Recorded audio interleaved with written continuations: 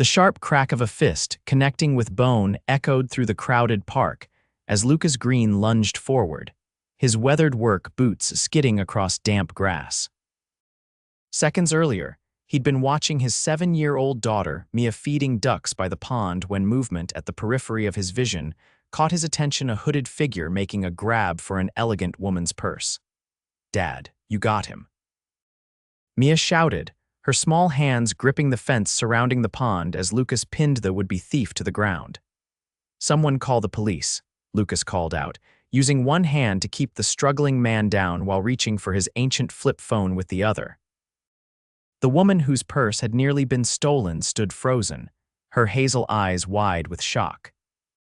Her caramel-colored hair was swept into a sleek bun, and despite the casual setting of the public park, she wore a tailored pantsuit that probably cost more than Lucas made in a month at the construction company. "Are you all right, madam?" Lucas asked, maintaining his grip on the thief who had now gone limp, apparently accepting his fate. Yes, she replied, her voice steadier than her expression. "Thank you, that was incredibly brave." Lucas shrugged, wincing slightly as the movement aggravated an old shoulder injury from his days working on high rises. Just did what anyone would do. A park security guard jogged over, followed by 2 police officers who had been patrolling nearby. As they took statements and led the thief away in handcuffs, Lucas turned his attention back to Mia, who was bouncing excitedly near the pond. Dad, you were like a superhero," she exclaimed, her gap-toothed smile making his heart swell. Mia had lost her 2 front teeth last week, and the tooth fairy had barely managed to scrape together the customary $2.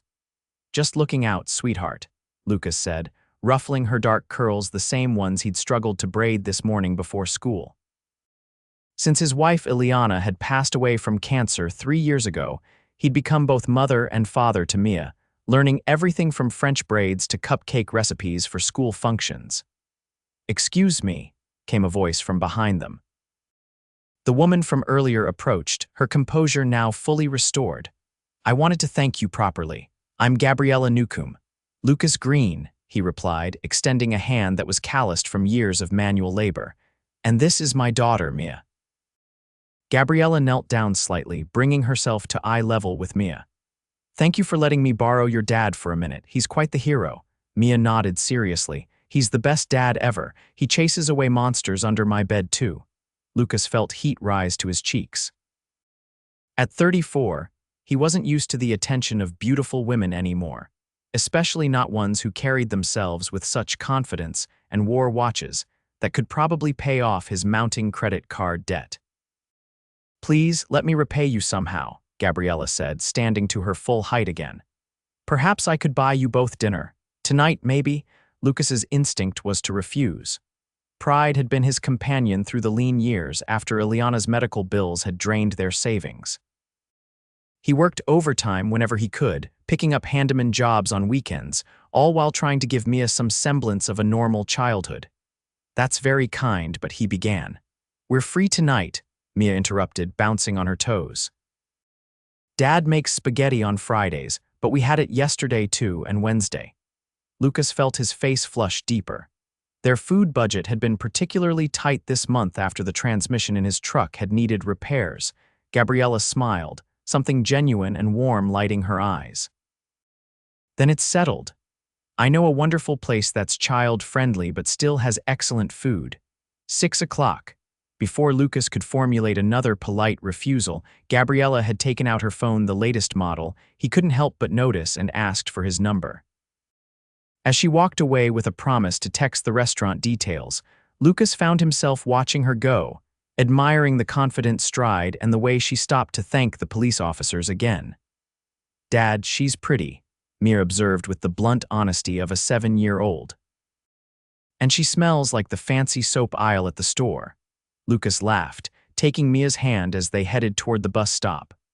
Their apartment was a 30-minute ride away, in a neighborhood that had seen better days but was filled with hardworking families like their own. "She is pretty," he admitted. "But remember, we're just saying thank you to her for the dinner. It's not a date." Mia looked unconvinced. "Mom would want you to have friends. She told me to take care of you, remember?" Lucas felt the familiar pang whenever Ileana was mentioned. You do take care of me, Pumpkin. Now, let's hurry home so we can both clean up before dinner.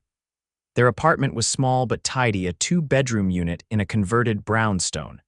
Lucas had painted the walls himself and built most of the furniture, giving the place a homey feel despite its modest size. He helped Mia with her bath first, then took a quick shower himself, grimacing at the sight of the bruise forming on his knuckles from the punch he'd thrown.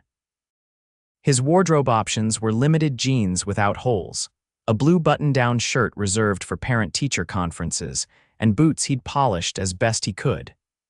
He trimmed his beard, trying not to think about why he was putting in extra effort.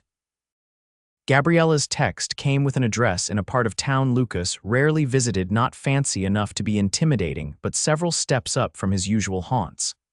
The message ended with, "My driver will pick you up at 5:30 if that's all right. It would be my pleasure." Lucas stared at the text for a long moment. A driver. Of course someone like her would have a driver. He almost texted back to say they'd meet her there, but the thought of 2 bus transfers with an excited Mia in tow made him reconsider. "Thank you, that's very kind," he replied simply. At precisely 5:30, a sleek black car pulled up outside their building. The driver, a friendly older man named Harold, greeted them warmly and even had a booster seat ready for Mia. Lucas tried not to feel self-conscious as neighbors peered from windows at the unusual sight. "Mr. Greene, Miss Greene, welcome," Harold said with a smile.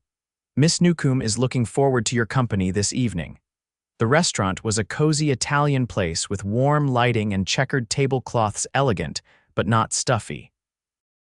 Gabriella was already seated at a corner table, her hair now falling in soft waves around her shoulders. She changed into a simple but undoubtedly expensive emerald dress that made her hazel eyes appear more green than brown. "You made it," she said, standing to greet them. "Mia, I love your dress. The stars on it are beautiful." Mia beamed, twirling to show off the second-hand dress Lucas had found at a church sale. "Thank you. Dad says I'm his star." Dinner was surprisingly comfortable. Gabriella had a gift for conversation, drawing out Mia with questions about school and her favorite books. She listened intently as the child chattered about her science project and her best friend Emma, who had 2 moms. "And what about you, Lucas?" Gabriella asked as they finished their main course. "Mia tells me you build things." Lucas took a sip of his water, having declined wine. "I'm a foreman at Greene Construction, no relation, unfortunately. We're currently working on a community center renovation downtown." "He builds the best blanket forts too," Mia added seriously.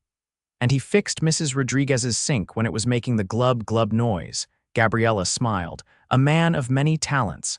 Just trying to keep the bills paid," Lucas admitted, then immediately regretted the candor. "What about you?" "What do you do?" "I run Newcombe Enterprises," she said, as if it were the most ordinary thing in the world. "It's a family business, sustainable development projects, primarily. We're working on affordable housing that's environmentally responsible." Lucas nearly choked on his water. Newcombe Enterprises was a multi-billion-dollar corporation. He'd read about their projects in the newspaper. The company had recently announced plans to revitalize several neglected neighborhoods with mixed-income housing that wouldn't displace existing residents. "That's impressive," he managed. Gabriella shrugged. "It's meaningful work. My father started the company, but we've shifted focus in recent years. I believe business can be profitable and ethical." As dessert arrived, a chocolate cake that made Mia's eyes widen to saucers, Lucas found himself genuinely enjoying Gabriella's company. She was intelligent and passionate about her work, but also funny and surprisingly down-to-earth for someone whose net worth was probably astronomical. When Mia excused herself to visit the bathroom, accompanied by a friendly server, Gabriella leaned forward slightly. "I want to thank you again, Lucas. Not just for stopping that thief, but for accepting my dinner invitation. I don't often get to enjoy meals with people who aren't trying to get something from me." Lucas nodded, understanding. "Money changes how people see you." "Yes, it does," she agreed, studying him with interest. "But you knew who I was, or at least what Newcombe Enterprises is, and you're still treating me like a person, not a bank account." Well, you're treating us to an amazing dinner, so I'd say we're even, Lucas said with a small smile. When Mia returned, chocolate smudged at the corner of her mouth despite her best efforts to clean up. Gabriella suggested they all take a walk to the nearby ice cream parlor for a second dessert. Lucas started to protest that Mia had school tomorrow, but his daughter's pleading eyes weakened his resolve. The evening air was cool but pleasant as they strolled down the street. Mia skipped ahead, stopping to examine shop windows while remaining within Lucas's sight. "She's wonderful," Gabriella commented. "You've done an amazing job with her." "Her mother deserves most of the credit," Lucas said quietly. "Ileana was the organized one, the planner. I'm still figuring it out day by day." Gabriella's expression softened. "Mia mentioned her mother had gone to heaven. I'm so sorry for your loss." Lucas nodded, his throat tightening momentarily. 3 years ago, breast cancer. We thought she'd beaten it, but it came back more aggressively. That must have been incredibly difficult. "The hardest thing I've ever faced," Lucas admitted. "But Mia needed me to keep it together, so I did. We do." After ice cream, which Mia insisted on sharing with both adults, resulting in a comical juggling of spoons, Harold appeared with the car to drive them home. Lucas expected a polite goodbye, perhaps a handshake, but Gabriella surprised him. "I have tickets to the Natural History Museum's new dinosaur exhibit this Sunday," she said as Mia climbed into the car. "Mia mentioned she loves dinosaurs. Would you both like to join me?" Lucas hesitated, aware this was veering from gratitude into something more like friendship or potentially something else entirely. But Mia was already bouncing with excitement at the word dinosaurs. "We'd love to," he found himself saying, "but please, let me contribute something next time." Gabriella smiled. "I look forward to it." The weekend passed in a blur of normal activities: Mia's soccer practice on Saturday morning, grocery shopping with their carefully planned budget, and Lucas's side job helping a neighbor install shelving. But Sunday loomed large in both their minds, Mia's excitement manifesting in constant dinosaur facts recited from her library books. "Dad, did you know T-Rexes couldn't really run? They would break their legs, but they were still super scary. Do you think Miss Gabriella knows that?" Lucas smiled as he helped Mia with her hair. "I'm not sure, sweetheart. You can tell her when we see her." The museum was crowded, but Gabriella had arranged for a semi-private tour. She greeted them at the entrance, casual in jeans and a simple blouse but still somehow looking elegant. Mia immediately launched into dinosaur facts, which Gabriella received with genuine interest. "Actually, I didn't know that about T-Rexes," she admitted. "You're very knowledgeable, Mia." The tour was informative and engaging, with the guide directing many questions to Mia, who answered with confidence that made Lucas's chest swell with pride. As they examined a massive Triceratops skeleton, Lucas found himself standing close to Gabriella, their shoulders occasionally brushing. "Thank you for this," he said quietly. "Mia's been wanting to see this exhibit since she heard about it, but tickets were sold out when I checked." Gabriella smiled. "Benefits of being on the museum's board, but honestly, I'm enjoying this just as much as she is." It's refreshing to spend time with people who are genuinely enthusiastic about something. After the tour, they had lunch in the museum cafe. Mia, exhausted from the excitement, grew quieter, leaning against Lucas's side. "Someone's ready for a nap," Gabriella observed with a smile. Lucas checked his watch. "I should probably get her home. She has school tomorrow and she gets cranky without enough rest." "I do not get cranky," Mia protested through a yawn, making both adults laugh. As they prepared to leave, Gabriella touched Lucas's arm gently. "I have meetings most of this week, but I wondered if you might be free for dinner on Friday, just the two of us." Lucas felt a flutter of nervousness. This was definitely crossing into date territory. "I would need to find a sitter for Mia." "If that's a problem, no," Lucas said quickly. "No, it's not. I can ask our neighbor, Mrs. Rodriguez. She watches Mia sometimes when I have evening work." Gabriella's smile brightened. "Wonderful, I'll text you the details." On the bus ride home, with Mia half asleep against him, Lucas found himself thinking about Gabriella more than he expected. It had been so long since he'd considered dating that the prospect both thrilled and terrified him. What would someone like Gabriella Newcombe see in a struggling construction worker with a second-hand couch and mounting bills? Yet there had been something in her eyes when she looked at him, genuine interest, respect even. And he couldn't deny the attraction he felt, not just to her obvious beauty, but to her intelligence and the way she treated Mia with such warmth. The week dragged by slowly. Lucas found himself checking his phone more often than usual, smiling at the occasional texts from Gabriella, a photo of a small dinosaur figurine she'd bought for Mia, a question about his day, a comment about a meeting that had run too long. By Friday, Lucas was a bundle of nerves. He'd bought a new shirt, a splurge he justified by using a discount coupon, and even got a proper haircut instead of trimming it himself. Mrs. Rodriguez had agreed to watch Mia, waving away his offered payment with a knowing smile. "You deserve some happiness, Lucas," she'd said in her accented English. "Ileana would want this for you." Gabriella had suggested a restaurant that, when Lucas looked it up, made his stomach drop. It was exactly the kind of place where he'd feel out of place. He texted her, suggesting perhaps somewhere more casual. Her response came quickly.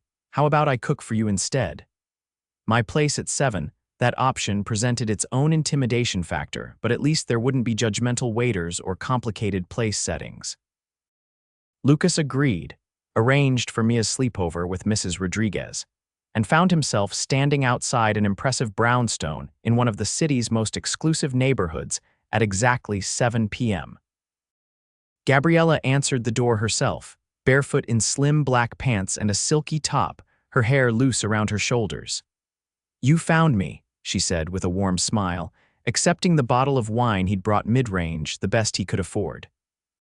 Her home was stunning, but surprisingly comfortable, high ceilings and original woodwork, balanced with soft furnishings and personal touches. Art covered the walls, not the intimidating abstract pieces he'd expected, but vibrant landscapes and portraits that invited closer inspection. "This is beautiful," he said honestly, following her to the kitchen where something delicious simmered on the stove. "Thank you. I've been here 5 years now. It was a wreck when I bought it. The previous owners had tried to modernize it in the worst ways possible. I spent almost a year restoring the original features." Lucas ran his hand along a beautifully refinished door frame. "You did this work yourself?" Gabriella laughed, stirring whatever was in the pot. "God, no, I can barely hang a picture straight. I hired restoration experts. But I did insist on keeping as much of the original character as possible." Dinner was risotto with wild mushrooms, perfectly cooked and paired with the wine he'd brought. Gabriella was an easy conversationalist, drawing him out about his work, his dreams for Mia's future, his own interrupted college education when his parents had needed financial support. "I don't regret it," Lucas explained, leaning back in his chair. "My dad's back injury would have left them homeless if I hadn't stepped up. And construction pays well enough, especially now that I'm a foreman." Gabriella nodded thoughtfully. "You've always put others first. That's rare, Lucas," he shrugged, uncomfortable with the praise. "It's just what you do for family." After dinner, they moved to her comfortable living room with glasses of wine. Sitting beside her on the sofa, Lucas became acutely aware of her proximity, the subtle floral scent of her perfume, the way her fingers occasionally brushed his when she made a point. "Can I ask you something personal?" she said, tucking one leg beneath her as she turned to face him more fully. "Sure," Lucas replied, though his heartbeat quickened. "Why did you really accept my dinner invitation that first night? You seemed reluctant until Mia spoke up." Lucas considered the question, wanting to be honest. "Pride, I suppose. I didn't want to feel like a charity case. And now I'm sitting in your beautiful home, having eaten the best meal I've had in years, talking to a woman who somehow makes me forget the difference in our situations," he admitted. "Until I remember it again." Gabriella set her wine glass down. "Lucas, I didn't invite you here because I feel sorry for you or because I owe you for stopping that thief. I invited you because in the past 2 weeks, I've enjoyed your company more than anyone else's in a very long time." Lucas felt warmth spread through him that had nothing to do with the wine. "I've enjoyed yours too, more than I expected." She moved closer, her eyes searching his. Then maybe we should stop thinking about all the reasons this might be complicated and just see where it goes. When her lips met his, Lucas felt something awakening that had been dormant for years, not just desire, but possibility. The kiss deepened, her hands sliding up to frame his face as his arms encircled her waist, drawing her closer. They broke apart, both slightly breathless. Gabriella's smile was almost shy, a contrast to her usual confidence. "I've been wanting to do that since the museum," Lucas laughed softly. "I've been wanting to do that since the park, if I'm being honest." The evening extended long past midnight, filled with conversation and increasingly comfortable silences, more kisses and shared stories. Lucas learned about Gabriella's childhood as the only daughter of a demanding businessman, her determination to redirect her family's company toward more ethical practices, her failed marriage to a man who had wanted her wealth more than her heart. "He was furious when I insisted on a prenuptial agreement," she explained. "Should have been my first clue." In turn, Lucas shared stories of his life with Ileana, their dreams of starting their own small construction company specializing in renovations, the devastation of her diagnosis, and the struggle to keep going afterward. "Mia saved me," he admitted. "Having her depending on me meant I couldn't fall apart." By the time Lucas reluctantly prepared to leave, refusing Gabriella's offer to have Harold drive him home at such a late hour, something had shifted between them.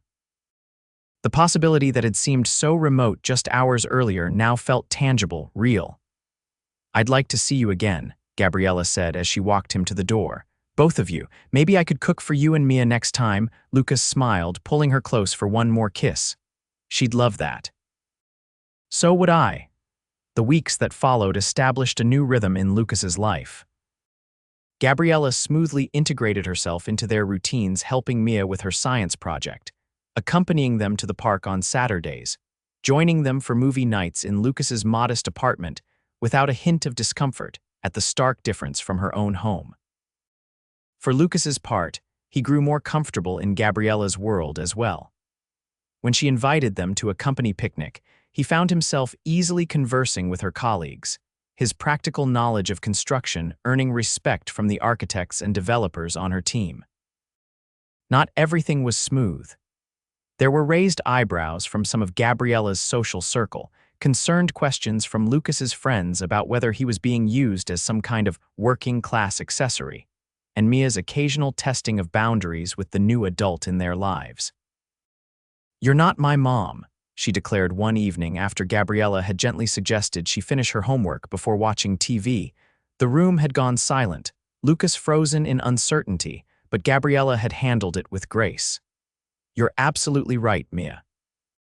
I'm not your mom, and I would never try to replace her. She sounds like she was an amazing person who loved you very much. I'm just someone who cares about you and wants to be your friend. Is that okay?" Mia had considered this, then nodded seriously. "Okay, but I still want to watch TV."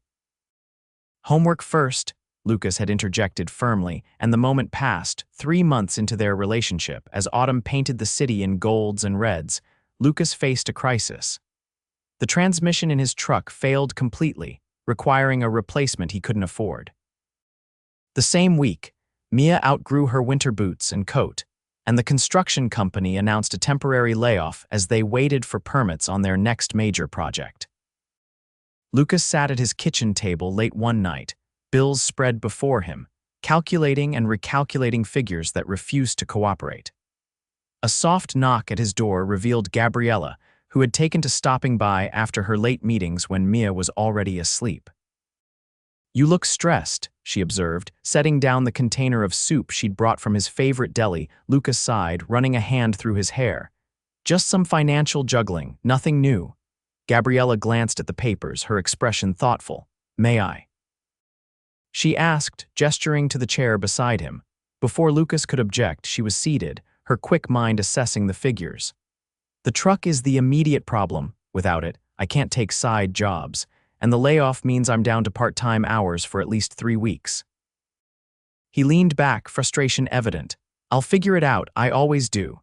"Lucas," Gabriella said gently, "I could help. Alone, if that makes you more comfortable." "Or no," he interrupted, more sharply than intended. Seeing her expression, he softened his tone. I'm sorry, it's just. I need to handle this myself.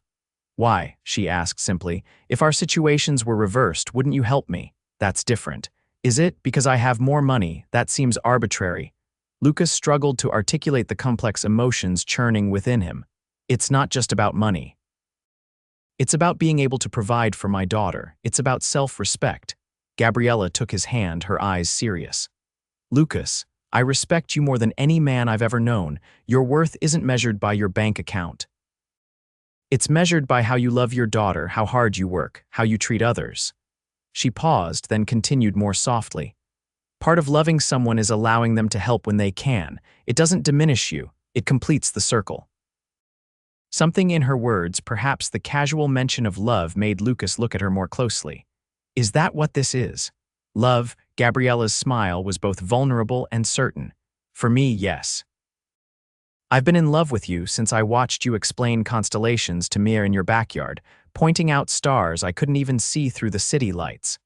The admission hung between them, weighty and wonderful. Lucas reached out, drawing her closer. I love you too, he said, the words feeling right as they left his lips. I think I have for a while now. Their kiss sealed the confession, deeper and more meaningful than those that had come before. When they parted, Gabriella rested her forehead against his. So will you let me help? As someone who loves you and Mia, Lucas took a deep breath. Alone, with terms, and I'll pay every penny back. Gabriella smiled, recognizing the compromise for what it was, a step toward true partnership. Deal. Now how about that soup? I've been carrying it for 20 blocks. 2 weeks later, with his truck repaired and a new construction project on the horizon, Lucas took Gabriella to the small park where they'd first met. Mia ran ahead to feed the ducks, bundled in a new coat that had been a just-because gift from Gabriella after Lucas had accepted the loan for the truck repairs. I have something for you, Lucas said, reaching into his pocket. It's not much, but... He handed her a small wooden box, handcrafted with intricate detail. Inside, nestled on a bed of velvet, lay a simple silver pendant, a small star, polished to a high shine. Mia helped me pick it, he explained as Gabriella lifted it out, eyes wide. She said you're our star now. Bright enough to help us find our way. Gabriella's eyes filled with tears as she turned, lifting her hair so Lucas could fasten the necklace around her throat. It's perfect, she whispered, touching the star where it rested just below her collarbone. There's something else, Lucas said, his heart pounding. I've been thinking about our future, about what I want, what Mia needs, what you've come to mean to both of us. Gabriella turned to face him fully, her expression open and expectant. I know it's fast, Lucas continued. And there's still a lot for us to figure out, but I know what I feel and I know what I want. He took her hands in his. I want to build a life with you, Gabriella. Not because of what you can give us materially, but because of who you are, your kindness, your intelligence, your heart. Lucas, she breathed, squeezing his hands. Are you saying what I think you're saying? He smiled, feeling surprisingly calm now that he'd begun. Not a proposal, not yet, but a promise. A promise that I'm in this completely, that I see a future where we're together, where maybe someday we blend our families officially. I want that too, Gabriella said, her voice thick with emotion. All of it. The future, the family, you and Mia, and perhaps, someday, more children. A home we build together, not with money or construction, but with love and time and trust. As Mia ran back to them, cheeks flushed with cold and excitement, Lucas pulled both his girls into a warm embrace. Over Mia's head, his eyes met Gabriella's, and in that moment, he knew with absolute certainty that the random act of stopping a thief had set in motion the rest of his life, a life richer than he could have imagined, not in wealth, but in love. Dad, my fingers are freezing. Mia complained, breaking the moment with childish practicality. Can we get hot chocolate? Lucas laughed, the sound unburdened and free. Absolutely. I think this calls for a celebration. What are we celebrating? Mia asked, looking between the adults curiously. Gabriella knelt down, bringing herself to eye level with the child who had claimed a piece of her heart. We're celebrating family, Mia, our family. Mia considered this, then nodded as if it were the most natural thing in the world. Good. Can I have whipped cream on my hot chocolate? Extra whipped cream, Lucas promised, taking his daughter's hand in one of his and Gabriella's in the other. the three of them walking together toward the cafe across the street, a perfect picture of a family finding its way forward, one step at a time.